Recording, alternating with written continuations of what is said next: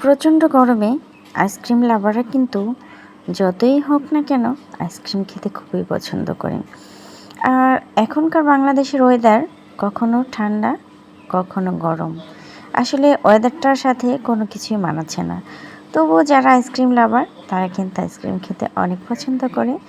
তো আমি আজকে আইসক্রিম বানিয়ে যাই হোক আপনাদের সাথে শেয়ার করব।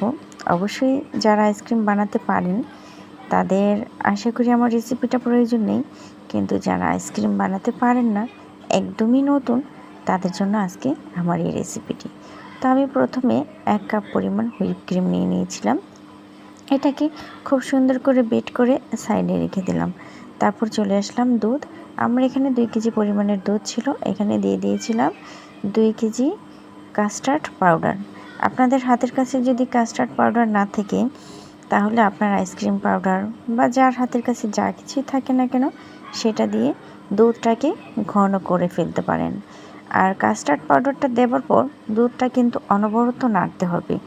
ঠিক যেমন এরকমের ঘন একটা লেয়ার চলে আসবে, ঠিক তখনই আমরা আইসক্রিমটার জন্য এই দুধটাকে ব্যবহার করতে পারবো। এই যে দেখুন আমার আইসক্রিমটা কতটাই ঘন হয়েছে।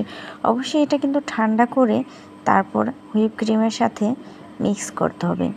মিক্সটা আমরা খুবই সুন্দর করে করব, যেন একদমই দলা দলা না থেকে। আর এটা কিন্তু খুব স্বাদের একটা আইসক্রিম হবে, মালাই আইসক্রিম, যেটা খেলে একদমই মুখে স্বাদ লেগেই থাকবে। আর একবার খেলে বারবার বানিয়ে খেতে আপনার ইচ্ছে হবে। আমার তো একদিনের মাথায় আইসক্রিমটা শেষ হয়ে গিয়েছিল। তো আপনাদের বাসায় যার হাতের কাছে যে রকমের মোল্ডে আছে না কেন আইসক্রিমের, সেটাতে আপনারা নিয়ে নেবেন। তো আমি এটাতে নিয়ে নেওয়ার পর আমার যতটুকু পরিমাণ করেছিলাম তার অনেকটাই বেঁচে ছিল।